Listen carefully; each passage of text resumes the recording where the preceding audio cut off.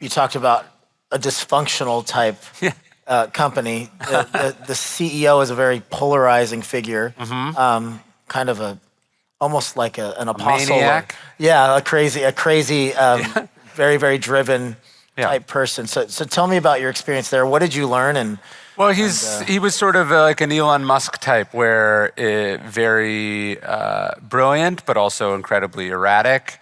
Believes none of the rules apply to him, and in some ways, that's what creates sort of disruptive companies or people that sort of loom larger than life. That sort of iconoclastic character, which he was. So I learned a lot of things from him. I also learned a lot of things not to do, But because the company was sort of always in crisis, was growing very, very quickly, and sort of very untraditional, it was possible for someone in their early 20s to sort of be doing things that typically would have taken a much longer time to do. I obviously I wrote about this in my book, Ego is the Enemy.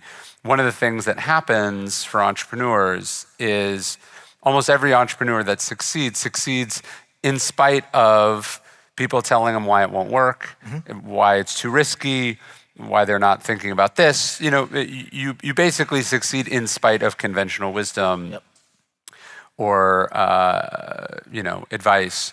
And you can learn a very dangerous lesson from that, which is that conventional wisdom is always wrong. Don't listen to warnings. Don't listen to advice. And American Apparel is a company like that, where on some level it shouldn't have worked.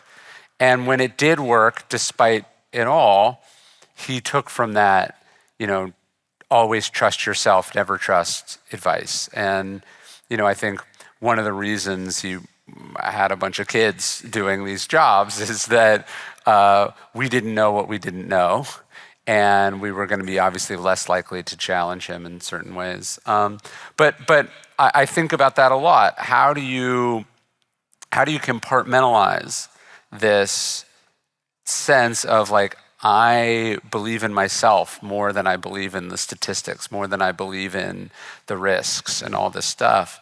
And then once you succeed, how do you adjust to not gamble at all by continually doubling down and doubling down and doubling down? You think about someone like Elon Musk, where when Elon Musk starts SpaceX, I talk about this in the book I'm just doing now, his friends stage a literal intervention. Like, you cannot do this. You will lose all your money.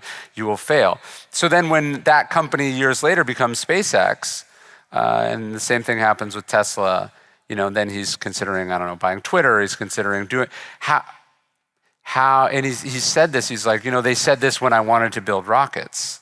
Well, not everything is that idea. Sometimes your bad idea is a bad idea. And so this ability to filter that in, and what ego does is it goes, I know better, right? I am always right. And we have to remember, like, the Midas touch is ultimately a cautionary tale. And so it was a fascinating company and a fascinating experience. It's informed a lot of my writing about, on the one hand, what it takes to do something new can very easily become the thing that threatens or undermines the thing that you just succeeded in building. Yeah.